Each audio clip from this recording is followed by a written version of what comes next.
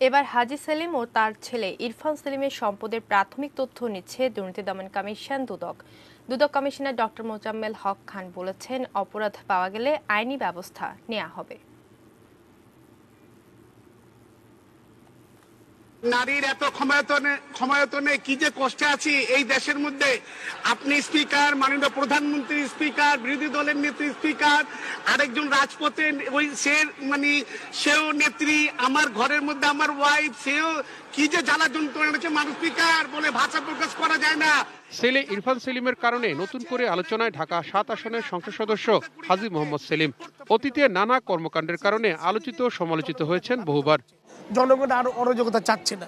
১৯৯৬ সালে তৎকালীন অবিভক্ত ঢাকা সিটি কর্পোরেশনের ওয়ার্ড কমিশনার ছিলেন হাজী সেলিম। জাতীয় সংসদ নির্বাচনে সংসদ সদস্য পদে প্রতিদ্বন্দ্বিতা করতে চেয়েছিলেন তিনি। সে সময়কার তার দল বিএনপি সেলিমকে মনোনয়ন না দেওয়ায় তিনি যোগ দেন আওয়ামী লীগে। সেবারই তিনি এমপি নির্বাচিত হন। এরপর কেটেছে বহু বছর। এর মাঝে তিনি আরো দুবার এমপি হয়েছেন।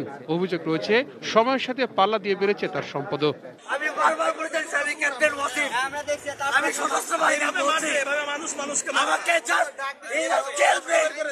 সম্প্রতি নৌবাহিনীর এক কর্মকর্তাকে মারধরের ঘটনায় আলোচনায় আসেন ইরফান সেলিম।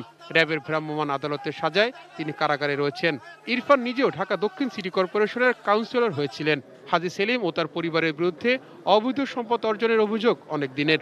এই অবৈধ সম্পদের বিষয়গুলো যদি দুর্নীতি দমন কমিশনের শিডিউলের সাথে সম্পর্কিত হয় এবং শিডিউলভুক্ত অপরাধের সামিল হয়, তাহলে আমরা পরীক্ষা নিরীক্ষা করে দেখব এবং খতিয়ে দেখব এবং দুদকের আইনে পরবর্তীতে যথাযথ ব্যবস্থা গ্রহণ করা হবে। তিনি আরো জানান, এরই মধ্যে সেলিম ও ইরফানের সম্পদের প্রাথমিক তথ্য নেওয়া হয়েছে। আমাদের দুর্নীতি দমন কমিশন আইনের যদি আওতাভুক্ত হয়, তাহলে দুদক সে ব্যাপারে পরীক্ষান্তে ব্যবস্থা নেবে এবং আইনি যেই ব্যবস্থা আছে সেই ব্যবস্থাই আমরা গ্রহণ করব। তথ্য অলরেডি আমাদের কাছে সংগৃহীত হচ্ছে, কাজে তথ্য নেওয়ার প্রক্রিয়ার মধ্যে আমরা আছি।